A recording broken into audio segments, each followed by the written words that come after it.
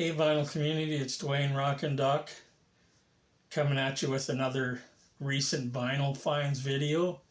This one is number 9, I believe. I'm going to start numbering these so I can keep track of them better. Got some stuff to show you that I recently got when I was in Edmonton. I usually go once a month to Edmonton to see an eye specialist, but this time I had to make 2 trips to Edmonton. Once for myself to see the eye specialist and once for my wife to get some special tests done in Leduc, which is, I guess you could say it's a suburb of Edmonton. It's about 20 kilometers south of Edmonton. And as usual, while I was there, both times I stopped and hit up some of my favorite record stores and picked up some stuff.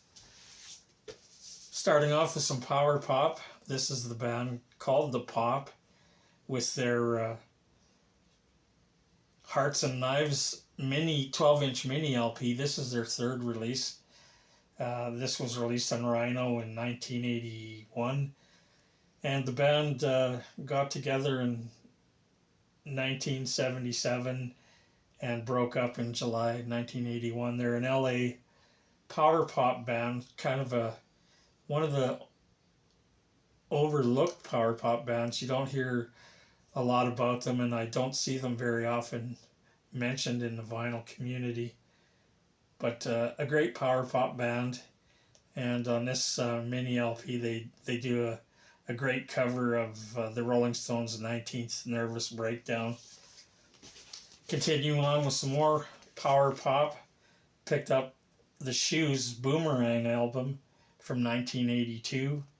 It's their 3rd and the final release they did with Elektra Records. And they're from Zion, Illinois, a suburb of Chicago. And after being dropped from Elektra after they released this album, they went on to release a handful of albums on their own label, and then they split up. More power pop, this time from the Jags. This is Everything Standards, Evening Standards. This is their debut album from 1980. They're a power pop band from the UK that had a top 40 hit with Back of My Hand, the lead-off number on this album. And they released a second album in 1981 that was pretty much overlooked, and the band split up at the end of 1982. Here's one I was lucky to find. I've been looking for this one for a while. This is the Flower Traveling Band, the Japanese band. This is called Made in Japan, and this was a 2022, I believe, unofficial reissue of their album that was originally released in 1972. And it's their 3rd album. They're a hard rock, psych kind of prog band from Japan, and this was recorded in, I believe it was 72, same year it came out, I guess.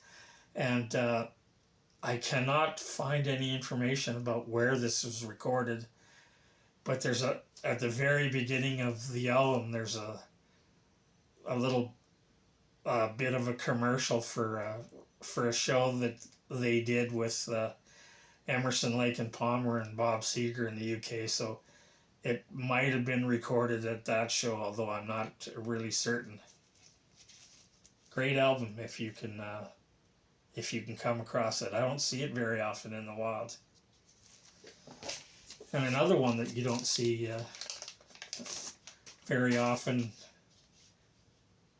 at least around these parts anyways, is Hound Dog Taylor. This is Beware of the Dog.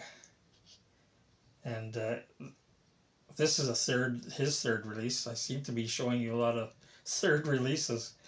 This was released on the Alligator label, and it was his first live album, uh, released in 1976, and unfortunately he died just from cancer just a few months before this album was released. There's a picture of him on the back. And like I said, very hard to find Hound Dog Taylor albums. I know his first two albums have been reissued. I think last year they reissued them, and still waiting to see if they reissue this and a couple of other albums that came out after he passed away. Also in the blues mode is this one. This is the Nighthawks. It's a double live album called Times 4. There, like I said, it's blues, a little bit R&B, and they're from the Washington D.C. area, and they originally formed in 1972. This album came out in 1982, and side one is live sessions recorded in 1976 at the Psychedelic in Bethesda, Maryland, and they did release an album from that session, and also 1977 sessions at the El Macombo in Toronto. And side two, or album two, contains other studio sessions recorded in 1977 and 78. And the interesting thing about that I saw about this album, I left it on. I don't know if you can see it. It's got a Tramp sticker. That's the record store I worked for back in the early days. They the guy that owned Tramps had 5 of them. I think there was 3 in Saskatoon, 1 in Regina, and 1 in Prince Albert. So back in the day, whenever this one was in Tramps, it was $18. Next up is some psych garage revival, 80s revival from a band out of Milwaukee called Plastic Land, and this is their third album called Salon, or is it Saloon? Salon, I guess. Saloon has got 2 O's in it. Anyways, this was released in 1987. Some great psych garage kind of stuff. Now some classic rock. Pick this one up. I've been meaning to pick this one up for a while. I don't know why I never have. It's Leonard Skinner, called Skinner's First and Last. And this is actually some demo tapes that they recorded in 1971 and 72 at Muscle Shoals Studio in Alabama, and it was released it was released in 1978, just after the plane crash that killed 3 of the members of the band. It's got this kind of weird insert in inner jacket. There's this one hard cardboard page insert in it.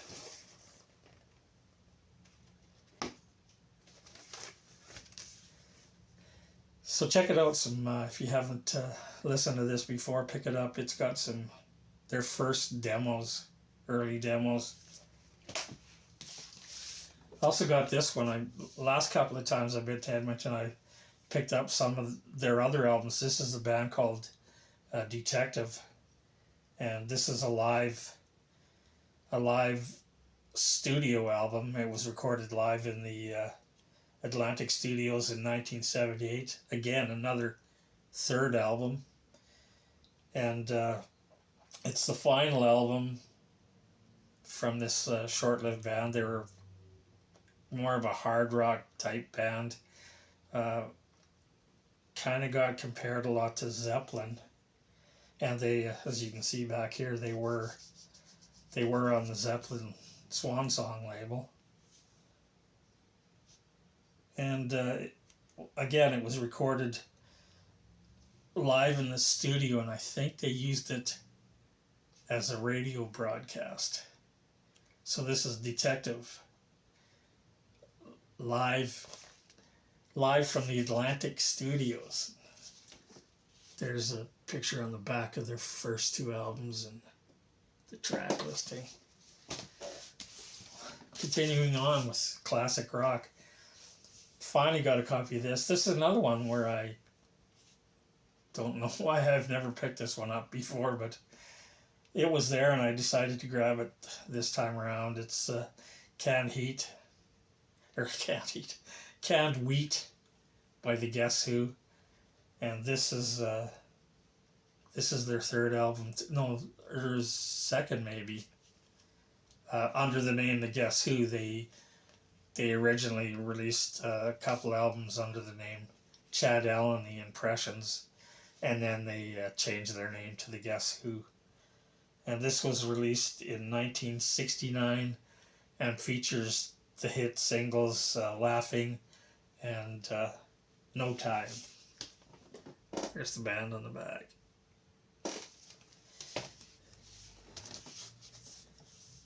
And I've been looking for this one for a while, and I don't know why it's so hard to find, but I did find a copy of this. This is Slade, their first album called Playing It Loud, or Play It Loud, and it was originally released in 1970, but this is a 73-ish reissue, because you can see their first album originally released in England in 1970, and this is back when they just changed their name. They used to be called Ambrose Slade, and they dropped the Ambrose, and they were more of a hard rock band, and this was before they sort of got into that glam rock kind of thing.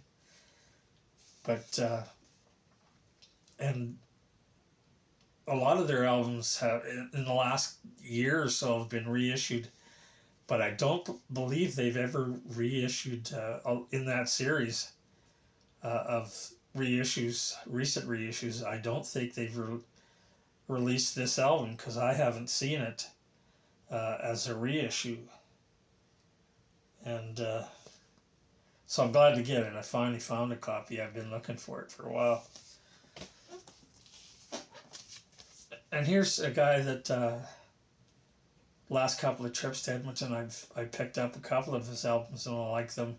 So I saw this one and decided to grab it. It's got a great looking cover. And this one's kind of different. Again, this is a third release from 1969. And this is an album where he went into the studio, just him. He plays keyboards and sings and plays bass on this album. And his drummer, his drummer's name, it was...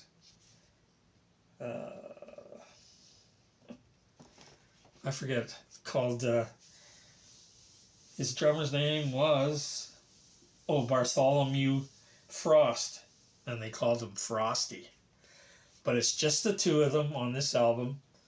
It's not a bad album. Side one has this, like most of side one, has this big long drum solo that personally I think they could have done without. They could have shortened it and just had some more music on it, like the whole music thing on it.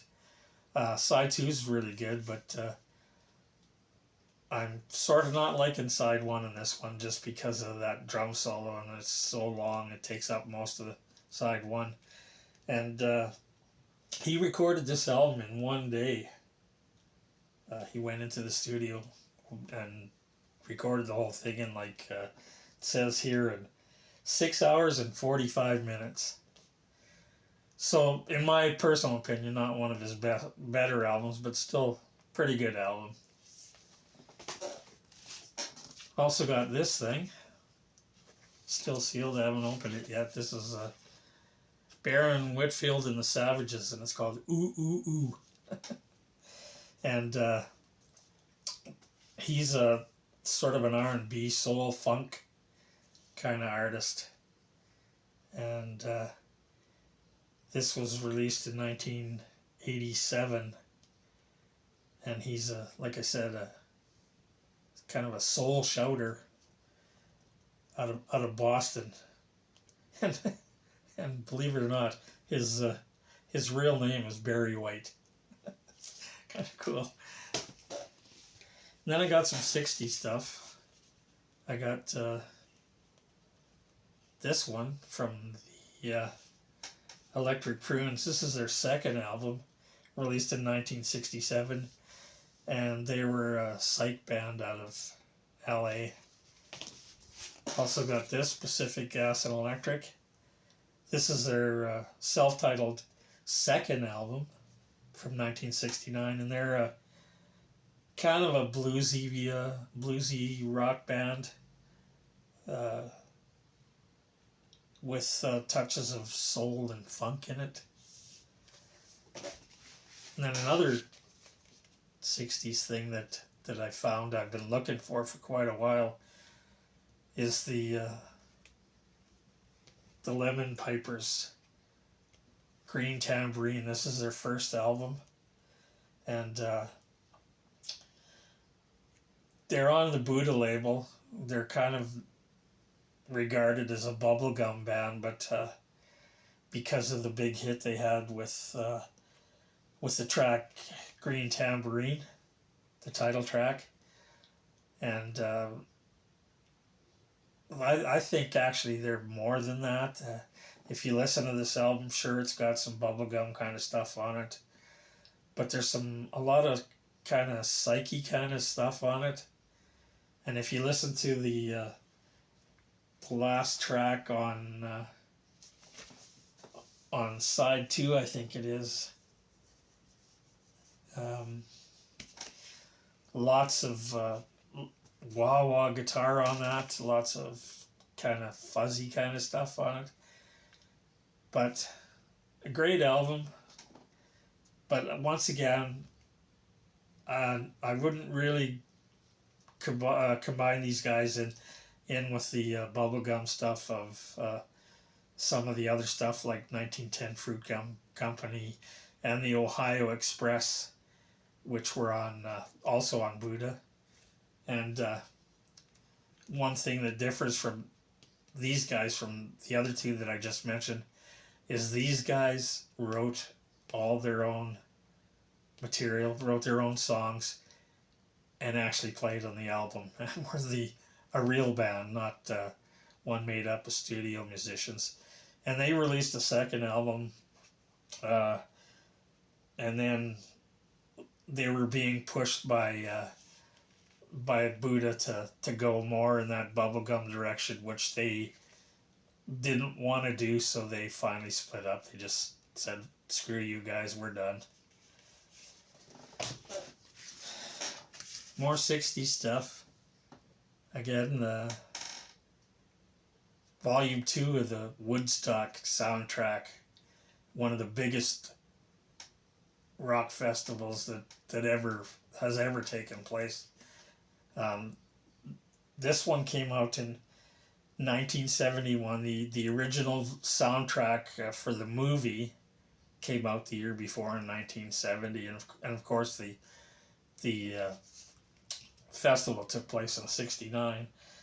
And this has a lot of the same artists that were on the original Volume 1, just different songs, such as Joan Baez, Butterfield Blues Band, Can Heat, Crosby, Stills Nash, and Hendrix, and Jefferson Airplane. And then there's some tracks from a couple of artists that weren't on the original 1970 soundtrack, Melanie and Mountain. There's the track listings there, and this is a trifold, just like the original. but this is only a 2 LP set, where the original was a triple record, and they've I think in the last 2 or 3 or 4 years, they put out a volume 3 of this album, but don't have that one. I've seen it, but it's real expensive, so I'm hoping to someday come across it a little cheaper. And I did pick up this one just on a whim. Band called Pretty Rough.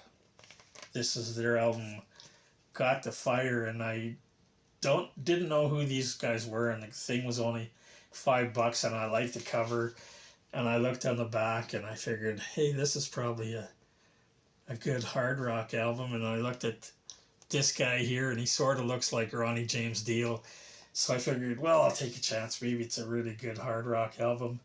No, it's not.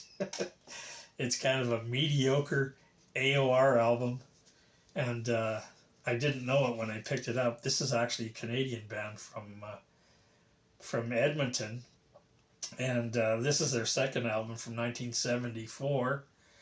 And also didn't realize it when I picked it up. It was produced by Too Loud McLeod, and again, it's kind of AOR, radio friendly AOR kind of rock. And I looked on YouTube and I couldn't find any like official videos, because I figured if they would have had, back in the 80s, if they would have had a video on MTV, they probably could have went somewhere. But they're fairly obscure and not my kind of thing, so probably gonna sell this one. And all that stuff I got at Record Collector's Paradise, and here's some stuff that I got at another store in Edmonton called Listen Records. First off, we got some rockabilly from Big Sandy and the Fly-Right Trio. This album called On the Go, and I really like Big Sandy. He's a really good kind of rockabilly revival, but his stuff is like, this album is the 20th anniversary reissue that was released in 2002, and you can hear it's almost like this thing was actually recorded in the 50s rather than in 1992. It's got that old time rockabilly sound to it, and these guys are from Southern California, and besides doing rockabilly, they also do I've seen or heard some of their stuff that's along the western swing kind of vein. And his albums are very hard to find. I've only found 2 of them in the last 5 years. This one and one other one. I never see them in the wild, so when I saw this one, I immediately grabbed it. And great album. And still trying to find some of his other stuff, and he's done some solo stuff too that I've never seen. Anyways, this is Big Sandy and the Fly-Right Trio, On the Go. There they are in the back, the boys in the band. Also picked up this one, and I never really knew what kind of stuff this was. I've seen some of their stuff before, and I've always been tempted to get it just because I really like their logo. So this time I saw this when it was cheap, and it's on colored vinyl, so I figured I'd give it a try. I knew it was some kind of punk, but when I got it back home and I played it, it's a kind of a popish punk. So the kind of punk that you might hear on the radio if the radio wasn't so formatted and they didn't give anything new a chance. Anyways, this is their 2015 album, Tales from Wyoming, and yes, the band are from Wyoming. And I was looking up to see, what kind of other albums they had and stuff, and to see what year this was released. And I noticed all their other albums have the same cover. It's this their name, same font, with the skull and the whatever those are supposed to be, rockets or whatever. And then they just, whatever the album title is, it's underneath, and each jacket is in a different color. So I really like this. I might pick some more stuff up if I ever come across it. And this is on blue splatter vinyl. Comes with a lyric sheet and more cool artwork. Every time I see their artwork, it's always really cool stuff. And I found out why this is so cheap when I was looking on Discogs, because normally this thing sells for normally it sells for like 50 to 70 bucks on Discogs. And I guess the reason I got it for $15 is because it originally came with a CD that had another 14 tracks on it. But unfortunately, the CD isn't in with the copy I bought. But still a great album. Maybe one day I'll come across a CD for cheap and put it back in the album. Some more punk stuff. Again, this is another band that I didn't know about, called Sick Fits, and this is their debut album, their only album. They did release some singles and EPs previously to this, and couldn't find much out about them. When I first picked this up, I saw this picture on the back, and I figured, geez, maybe these are kind of a LA hard rock kind of band. No, they're a punk band from Ottawa, and there's them in the inside jacket. So it's kind of a, I forget what year this album came out, 2007, and it's kind of a throwback punk sound to 77 and 78, late 70s kind of stuff. Good album. Not what I thought, but I still like it. And I picked up this one, and I looked at it, and it's called Ferry Cross the Mersey, one of their bigger songs. Still in the shrink. And I thought it was a comp of their, like a best of album. And I should have looked at the back and read this little blurb back here. No, this isn't, although they do play some of their hits, this is when the band got back together in 1981 and it was recorded live. They re-recorded some of their hits live in 1981. It also has a couple of Billy Joel tunes on it that they did. And they also did a really horrendous version of John Lennon's Imagine. So not terribly impressed with this. And then it turns out the reason it's still sealed is I already have this one. And I played it, didn't like it, and now it's for sale with my for sale records. So this one's going to join it. This one's still sealed. And lastly, when I was in Leduc, I hit up a couple of thrift stores. And I went to this, there was a big Salvation Army thrift store. And they had some records. Picked this one up, the Babies, Union Jack, simply for the fact that it was the only rock record in there. And it was cheap, it was $3. Otherwise, I wouldn't have picked it up. I'm not a big Babies fan. It's again, that radio-friendly AOR kind of stuff. This is a UK band. And this album was released in 1990. And I think, let me see here, it's their fourth album. And again, there's a couple of good tunes on it, but a lot of synth on it. So it's got that synthy kind of AOR sound. So it's not really my thing. Not really sure if I'm going to keep this one either. So that was it for what I picked up in Edmonton. Again, this video is kind of long, so sorry about that. Anyways, I hope you liked what you saw. If you did, please subscribe. Hit the notification bell so that you get told when I'm doing another one. And I should be doing another one not too shortly for mail order stuff I got. I got a couple of things that I just got.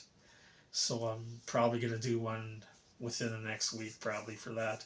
So keep an eye out for that. So once again, I hope you liked what you saw, and stay healthy, stay safe.